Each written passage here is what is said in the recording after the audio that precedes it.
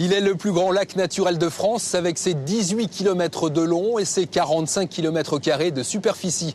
Bonsoir à tous, bienvenue sur le lac du Bourget pour ce nouveau numéro des Racines et des Ailes.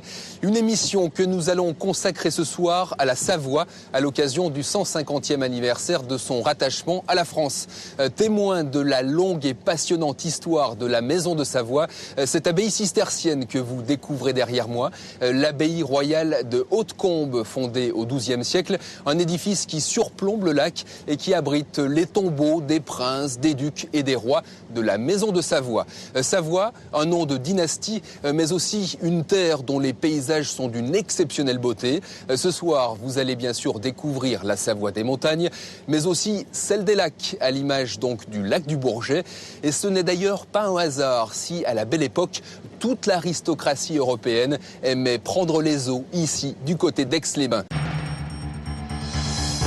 Aix-les-Bains devient au milieu du 19e siècle une station à la mode. Ces termes attirent une clientèle qui aime se ressourcer et s'amuser. Inauguré en 1849, le Grand Cercle avec ses décors en mosaïque est l'un des premiers casinos de France. C'est aussi l'époque des palaces, aujourd'hui transformés en appartements. La vue imprenable sur le lac, elle, n'a pas changé. Entre lacs et montagnes, c'est donc le thème de ce nouveau numéro des Racines et des Ailes. La Savoie et la Haute-Savoie qui comptent des dizaines de lacs. Il y a bien sûr la partie française du Léman. Il y a aussi le lac d'Annecy. Le lac d'Annecy, célèbre pour le bleu turquoise de son eau, est le deuxième plus grand lac français, derrière justement le lac du Bourget sur lequel je me trouve et qui bat tous les records. Un seul chiffre pour bien mesurer cette immensité, plus de 3,5 milliards de mètres cubes, c'est le volume d'eau du lac du Bourget. Il équivaut à la consommation annuelle d'eau potable des ménages français. Mais cette étendue impressionnante ne doit pas faire oublier le charme du lieu, un charme qui a permis à Aix-les-Bains, où nous allons accoster, de se développer, de s'agrandir, de s'embellir au fil des siècles. Aix-les-Bains qui, à partir du 19e siècle, va se transformer en une station très prisée de bord de lac. Voici Au Pays des Lacs, un reportage signé Jean-Christophe Chaton et Christophe Monteil.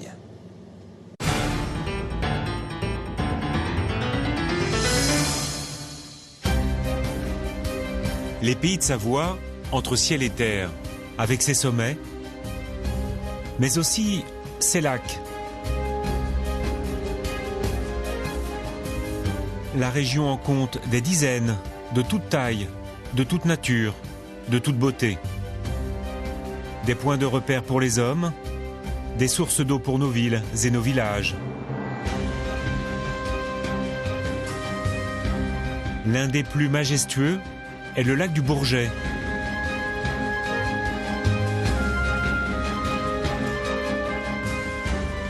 C'est le plus grand lac naturel de France.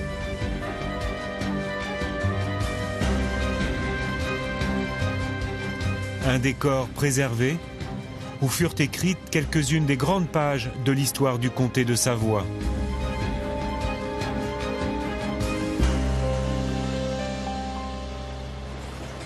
Thierry Prudhomme navigue sur le Bourget tous les jours ou presque. D'origine bretonne, cet ancien du long cours devient marin d'eau douce il y a 24 ans. Passionné par la nature du lieu. Le lac a été protégé, je dirais, d'abord géographiquement au départ. Voilà, quand on voit, il est entouré de montagnes qui tombent dans le lac, les deux côtes est et ouest. Et puis il faut savoir que nord et sud, ce sont des marécages à l'origine. Donc c'est un lac qui a toujours été difficile d'accès finalement par la terre.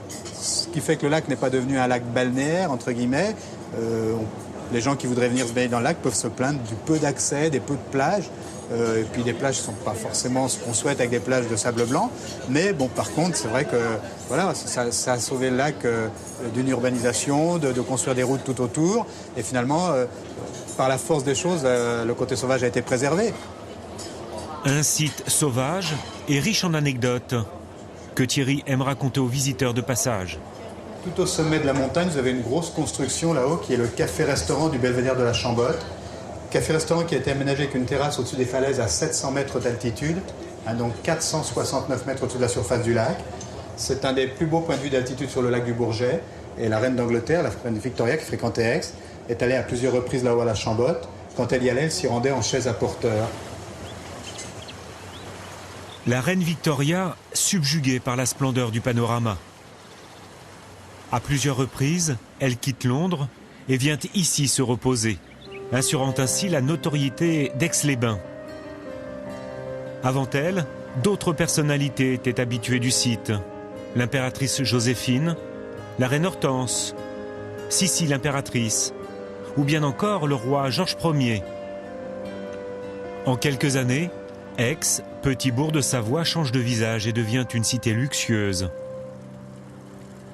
À l'image de son grand cercle, inauguré en 1849. C'est l'un des plus vieux casinos de France, dont les décors ont toujours fasciné Béatrice Drouin-Charnot, guide à Aix. Et à la fin du 19e, l'art de la mosaïque revient à la mode, grâce à l'école vénitienne. Des Vénitiens qui vont travailler dans le monde entier, Salviati, Facchina, et qui tous deux travaillent au casino d'Aix-les-Bains. Des artistes vénitiens qui ont également travaillé à l'Opéra Garnier à Paris. Ici, ils réalisent 330 mètres carrés de plafond. C'est l'un des chefs-d'œuvre de la ville. C'est une histoire qui est toujours magnifiquement conçue. Et pourquoi a-t-on construit un tel casino au 19e siècle ici? Ils l'ont construit parce qu'on est ici dans le lieu de la convivialité, le lieu de l'accueil de ces étrangers, tous ces grands de ce monde qui se retrouvent à Aix-les-Bains et qui viennent fréquenter le casino tous ensemble, parce qu'à ce moment-là, nous ne serions pas rentrés au casino. Enfin, moi, certainement pas. Donc c'était pour les grands de ce monde un endroit où ils pouvaient se retrouver entre eux pour passer un temps de convivialité. Roi, reine, impératrice, empereur, maharaja, aga Khan, sultan, tout ce que vous pouvez imaginer. Et puis c'est qu'ils détenaient l'argent. Les puissants sont là, et dans la petite cité d'Aix, apparaissent alors des châteaux, des villas. Faute d'hôtel, on loge aussi parfois chez l'habitant, dans des pensions. Et à l'époque, il y a quelques belles adresses, comme la Villa Chevalet. Tout le monde, tous les grands de la période début 19e sont descendus Villa Chevalet. On est dans l'esprit de ce qu'on appellera un petit peu plus tard la villégiature. On vient prendre un temps de vacances, loin de sa vie quotidienne, de ses contraintes. On vient se reposer. On vient aussi profiter de la nature, c'est ça? On vient communier avec la nature, beaucoup plus qu'en profiter. Là, profiter, c'est un terme presque 21e siècle. On vient communier avec la nature. On est un petit peu dans la démarche des héritiers de Jean-Jacques Rousseau, la nature, miroir de l'âme, le lac, miroir des émotions. On est là. Le lac comme source de création. Béatrice nous propose de voguer à la rencontre d'une figure du romantisme français. En 1816, Alphonse de Lamartine est à Aix-les-Bains. Il y rencontre Julie Charles, une femme mariée, dont il tombe éperdument amoureux. Et le lac du Bourget devient très vite le décor de leur amour platonique.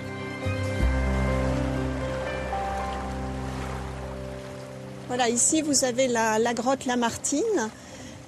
Et Lamartine, justement, situe ici, dans son roman Raphaël, qu'il écrit en 1849, une scène très romantique. Donc, il parle d'une après-dînée. Avec Julie, ils ont pris un bateau. Donc, ils voguent un petit peu sur les flots. Et ils sont à ce moment-là tellement heureux, ils ont une telle conscience de leur bonheur qu'ils vont comprendre que la vie ne peut plus rien leur apporter. Et Julie propose de plonger dans les profondeurs du lac et de se laisser emporter par ces vagues profondes. Un suicide, quoi. Voilà, un suicide tellement l'intensité du bonheur est forte. Et elle dit même, mourons, la terre a plus rien à nous donner, le ciel plus rien à nous promettre. Les amants ne passent pas à l'acte. Ils se réfugient dans cette grotte et créent la légende. Une passion, un lac qui inspire au poète quelques-uns de ses plus beaux vers. Et après lui, d'autres écrivains suivront. Aix-les-Bains attire donc pour sa nature, mais aussi pour ses eaux thermales qui font un long chemin sous le lac et jaillissent en plein cœur de la cité. Béatrice nous ouvre les grilles de la source d'Alain, la plus anciennement connue.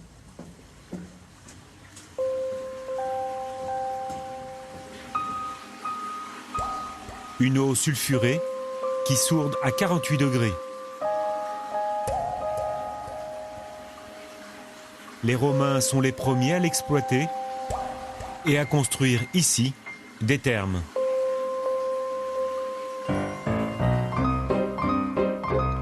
Et l'intérêt thérapeutique de cette eau ne va jamais se démentir au fil des siècles. En 1783, Victor Amédée III de Savoie construit de nouveaux thermes qui seront sans cesse agrandis et mis au goût du jour.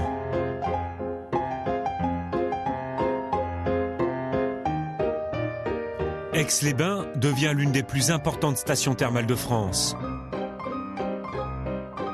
Des centaines de milliers de personnes y soignent leurs douleurs. Entre ces murs, des médecins, les destines, les francs-maçons, les forestiers élaborent des techniques thermales encore utilisées de nos jours. Et voici la pièce maîtresse de l'édifice, le hall d'entrée. Daté de 1930, dans un style résolument art déco. L'art déco des années 30 qui commence un petit peu à se simplifier, à retrouver un petit peu ces thématiques classiques. On est aussi dans la période hygiéniste, donc le thème un petit peu blanc, très présent à ce moment-là.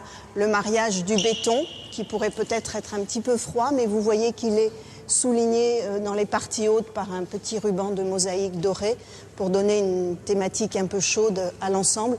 C'est une réalisation art déco absolument extraordinaire, avec au centre le puits qui nous rappelle ce jaillissement des profondeurs de la Terre, en parfaite correspondance avec la lumière qui vient du haut, une lumière zénitale diffusée par cette coupole en béton et verre.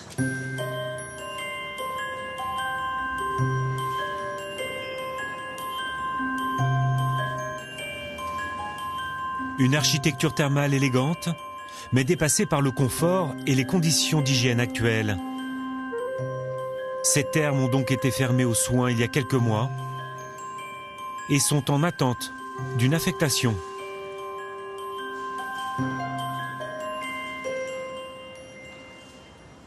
Mais l'activité continue dans un établissement flambant neuf. Nouvelle époque, nouvelle architecture. Un mariage de béton et de bois pour accueillir les 70 000 personnes qui passent ici, pour le bien-être ou pour une cure. Je garde les bras collés au corps. On va travailler avec sa respiration. Alors on inspire, on relève, on relève, on relève. À côté du thermalisme, le lac permet également à la cité de surfer sur une vague, celle du tourisme au début du XXe siècle.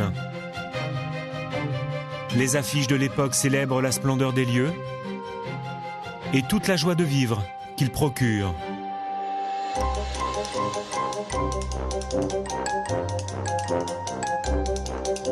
Car à l'époque, les vacances se démocratisent, le corps se libère.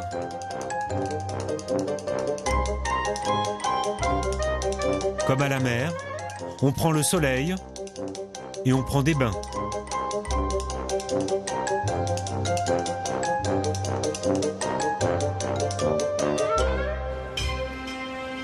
La ville est à la mode, elle séduit le Gotha et commence à attirer les foules. Des entrepreneurs flairent alors le bon filon et construisent des palaces somptueux pour accueillir les grandes fortunes.